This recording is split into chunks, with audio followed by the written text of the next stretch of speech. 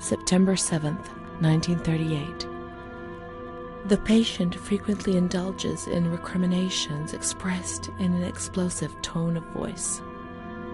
This morning she threw away the milk, saying it was full of urine, spittle, and all kinds of other filth. Crazed, she hears voices that order her to do things. She says she heard children singing and that they were locked up in a school. January anything. When questioned and stimulated, she starts crying and weeping. At other times, this morning she asked for 2 eggs to make tzabayoni, threw them up in the air. Excited, clamorous, slightly confused, takes her clothes off. December 8th, tied to bed for 15 days. High-spirited, tends to make witty comments and use vulgar words, laughs hysterically and pleasures herself. The nurses report that about 2 weeks ago she remained in the showers on her own and didn't want to leave. They said that when they took her away, she swore at them and then lashed out and bit them. 2 nurses had to be treated for their injuries. They've kept her tied to the bed since then. Transferred to the slightly agitated ward, from the care of Dr. B to the care of Dr. C. I was with Amara in the showers. My memories are terrifying. They're not real, are they?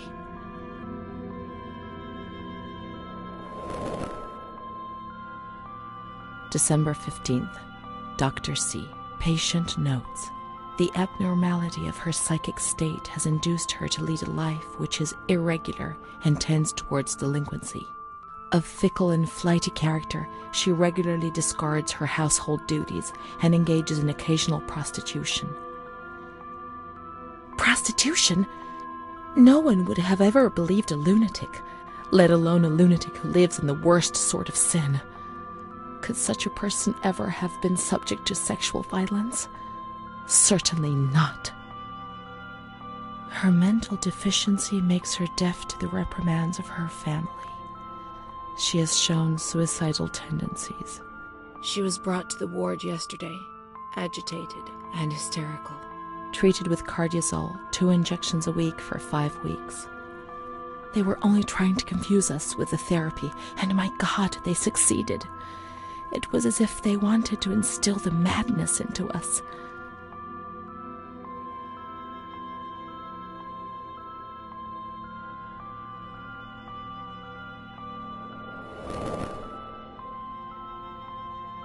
The therapies removed the light for a while, but also all her will, desire, and hope.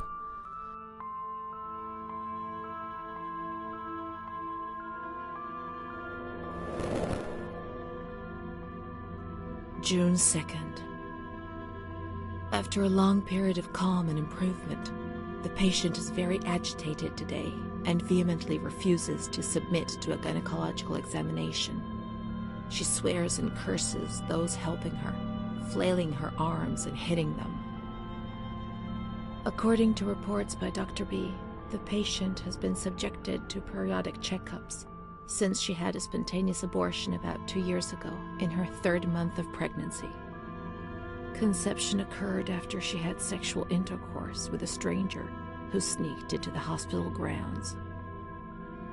Details are contained in the charges filed at police headquarters in Volterra, a copy of which is attached to these clinical notes. ES therapy. That's how the reality is concealed. It has all been planned very carefully.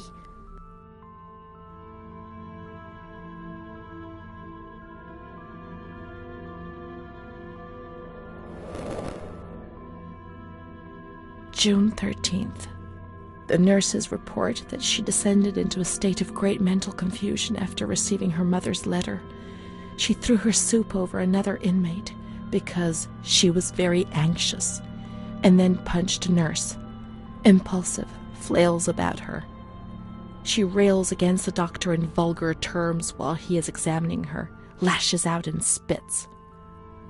Block all correspondence to give the patient no further reason to become agitated. August 20th, tied to bed. The nurses report that the patient is extremely agitated after the visit of a relative or family friend.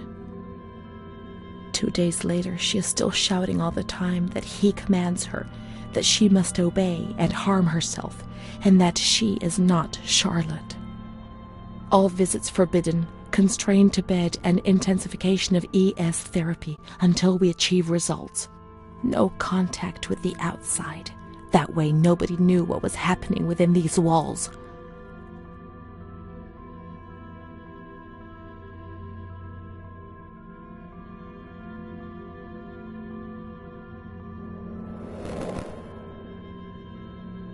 March 3rd. Alert, correct attitude, replies when questioned. The nurses report that the patient is calm. She washes and looks after herself. She affirms the existence of a certain Amara. She says that Amara is a patient who disappeared when she was moved to this ward. No confirmation. Probably a regressive hallucination. Evaluate transfer. Did I imagine Amara? That's not possible. She was there. I know she was there. I feel it. She must have left some traces of her presence.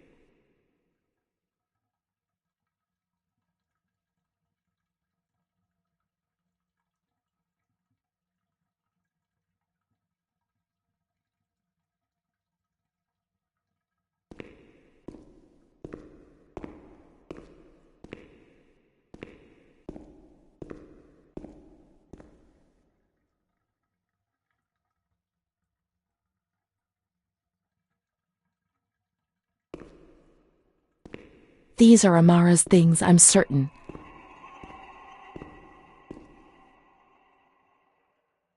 March 12th, 1938. The young girl Renee arrived today. Poor thing, she was terrorized.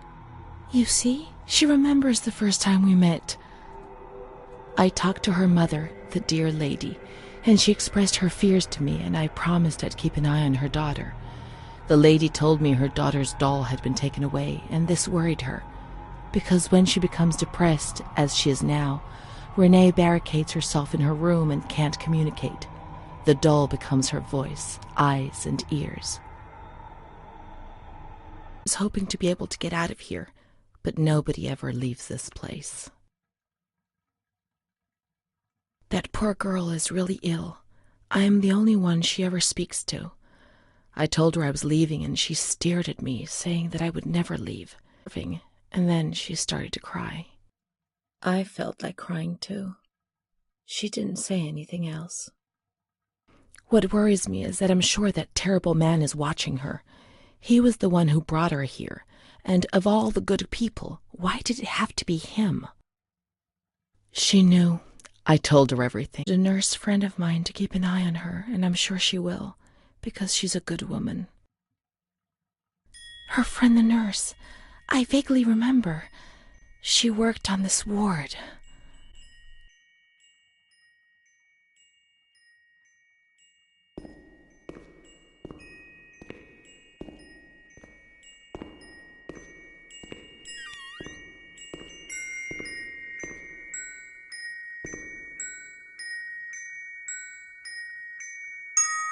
She worked mostly in the Marigliano pavilion. Let's get out of here and find that pavilion. She was there and nothing could frighten me anymore.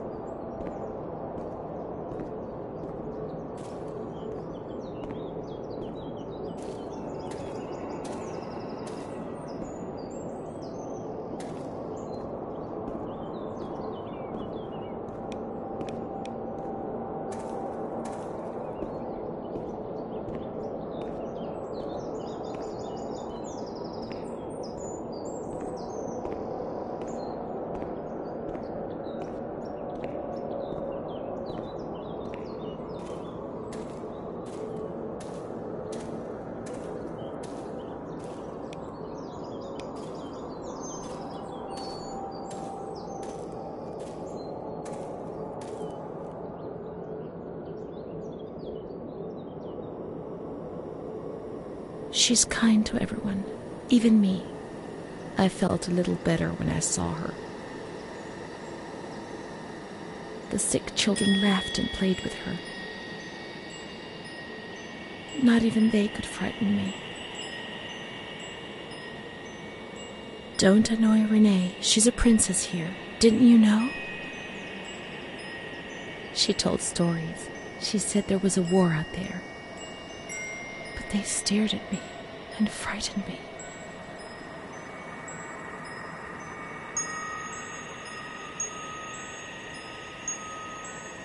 They would come to look for me in the evening, and then no one would have protected me. Not even you, Charlotte. Am I right?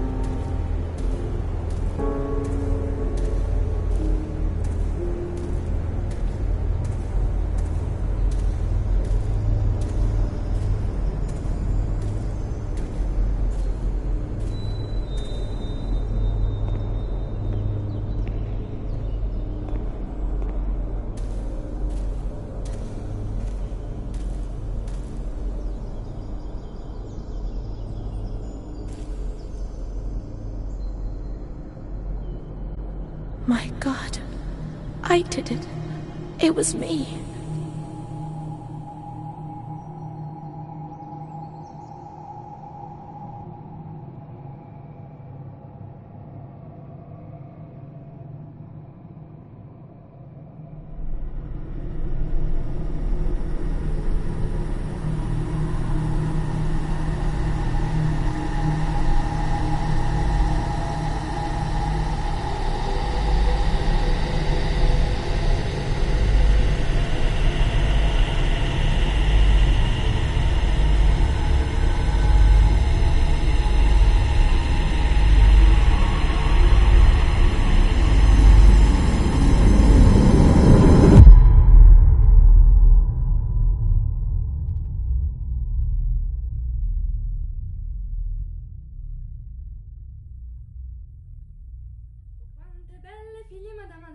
Quante belle figlie, sono belle me le tengo, Madame Adoré, sono belle me le tengo.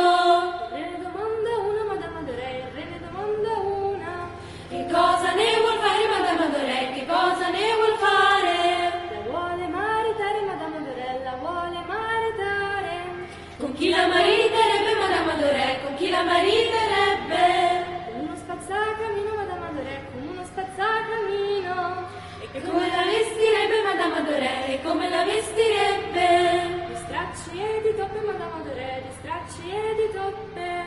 Uscite dal mio castello, Madame Adoré, uscite dal mio castello. Stracci e di figlie, Madame Adoré, di stracci e di toppe. Uscite dal mio castello, Madame Adoré, uscite dal mio castello. Quante belle figlie, Madame Adoré, quante belle figlie. Sono belle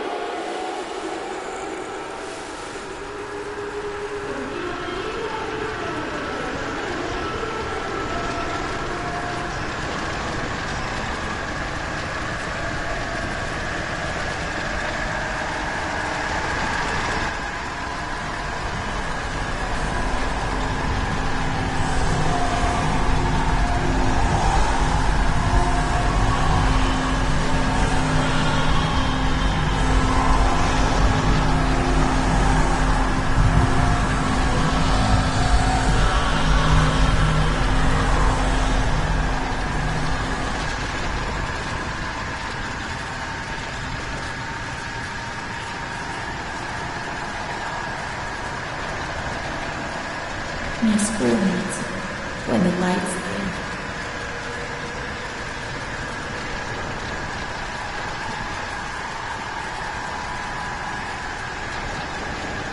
I do a lot of bad things. I don't tell anyone. We Mom knows just things.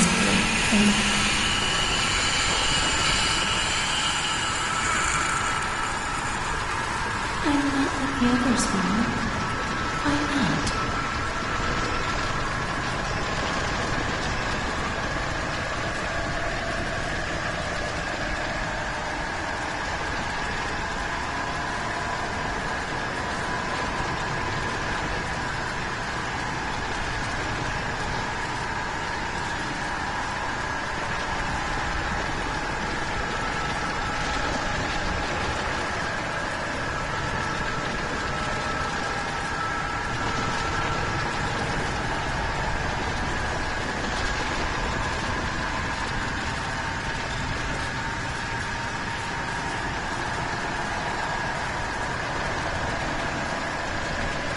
René is kind to Don Gino, but he always frightens me.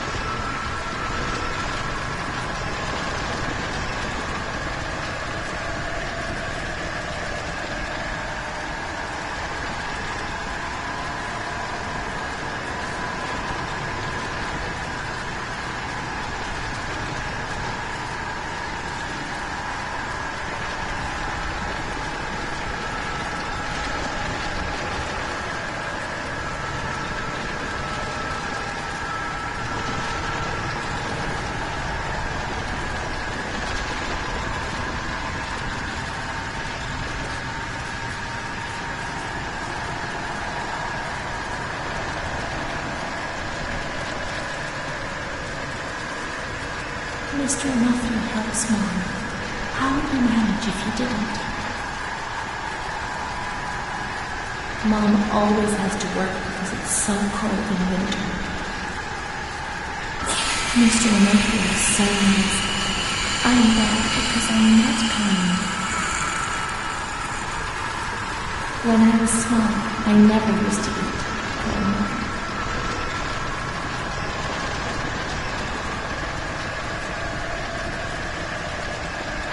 When I was little, I never used to sleep or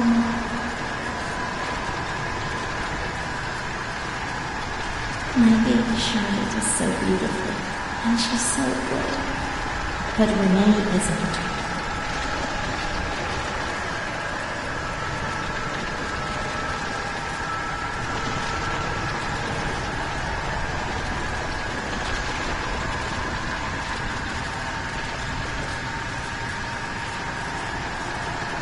Blackbird's eating my head. That's why it hurts so much.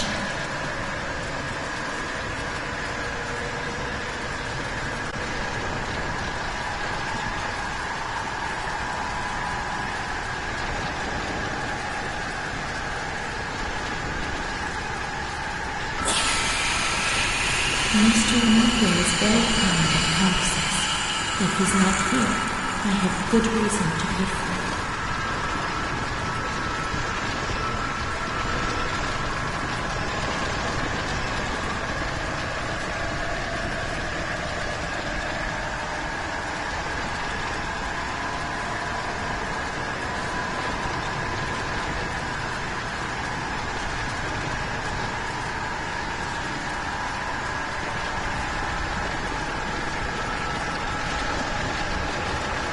There are a lot of them. They want to hurt me. They fly. Even Charlotte can't help me.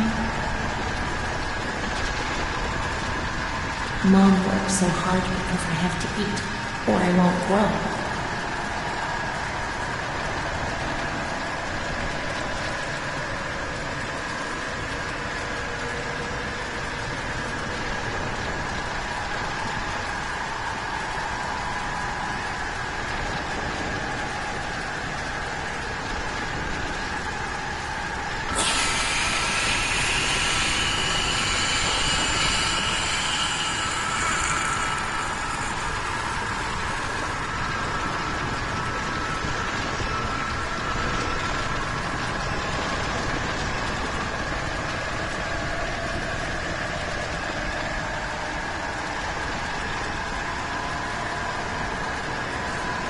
Don Gino knows everything.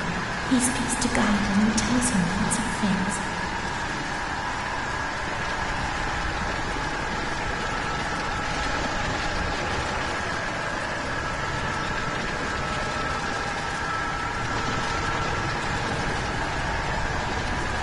A cat goes into my mouth and eats me from inside. At least you can't see what's happening.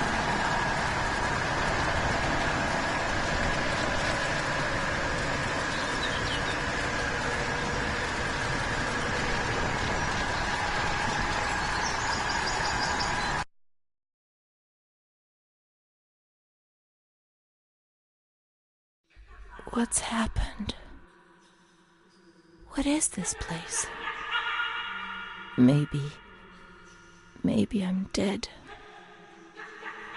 I can't see any light. Maybe I am dead. I can't get up. What's going on? What's happening to me? There's no one here, but these noises.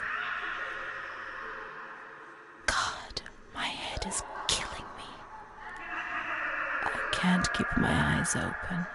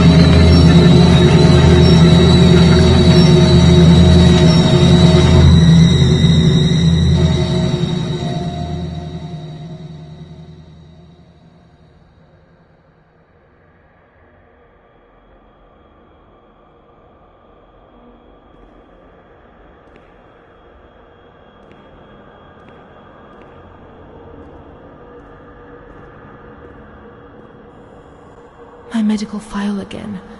I don't want to know. I don't want to know anymore. There's only confusion. There were some who had scarcely seen me.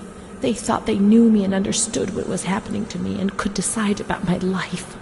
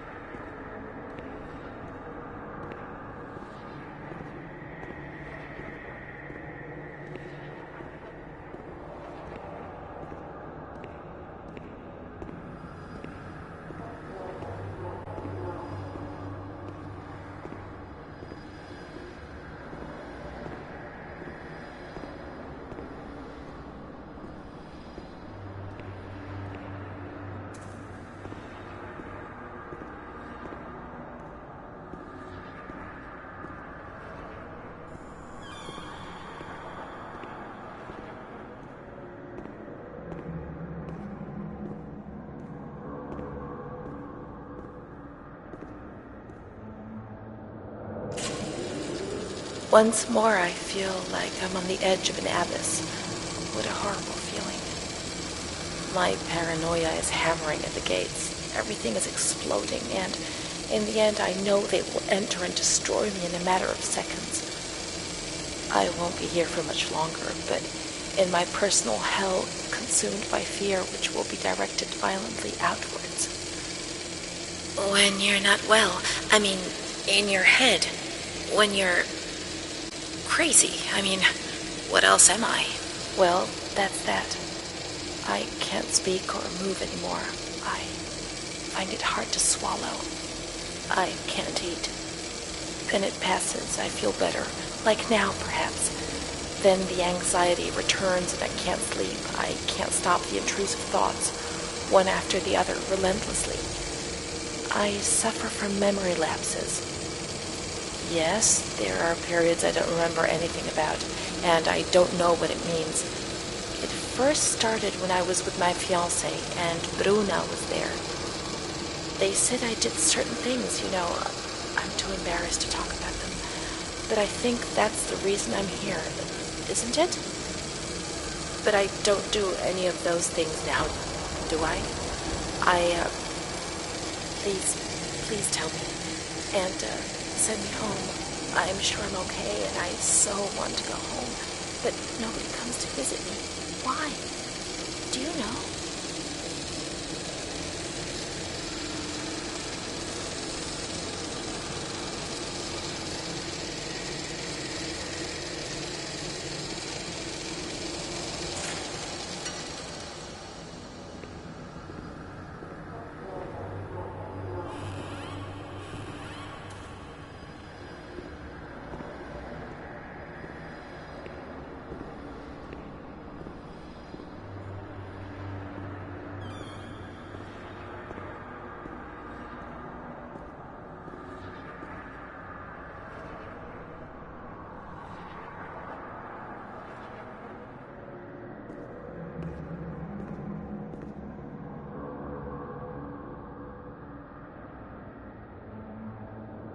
August 28th, 1942.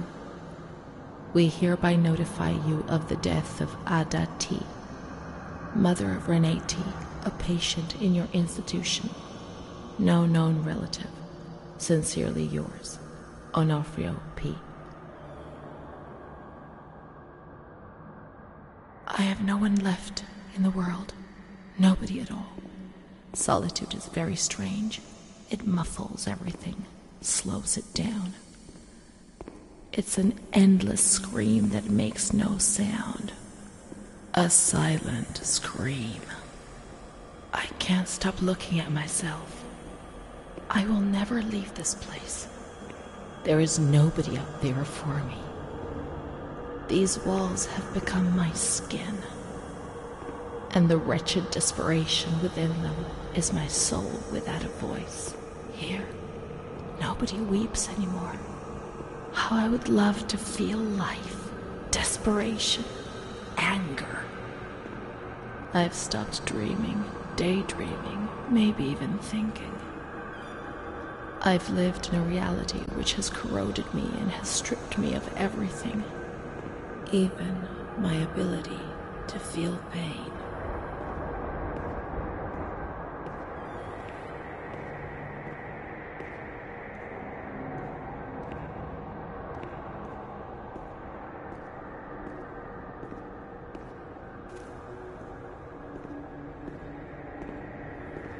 May 5th, 1943. Renee's state of health is good. She is eating and speaking. Her spatial and temporal orientation is good. Therapy suspended. December 3rd. She calmly asks if she can leave the hospital. Evaluate patient for 6 months. May 2nd, 1944. Discharge denied despite a favorable psychiatric opinion. The patient has no home or means of support.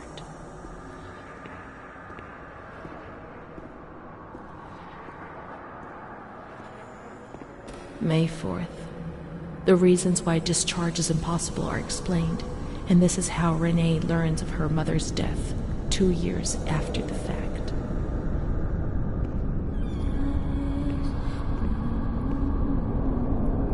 May 5th. She tried to kill herself in the night by hanging herself with a sheet, saved by the nurses.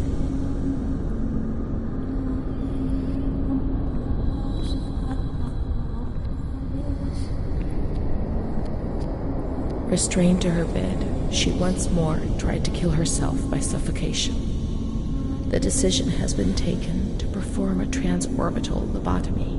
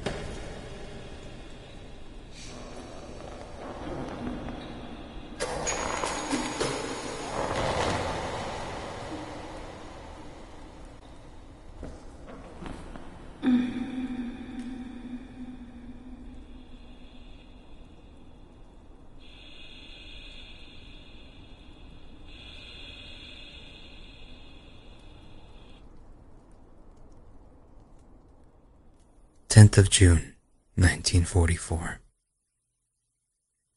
Operation successful. Patient tranquil and collaborative. Motor coordination capacity reduced, but she's improving.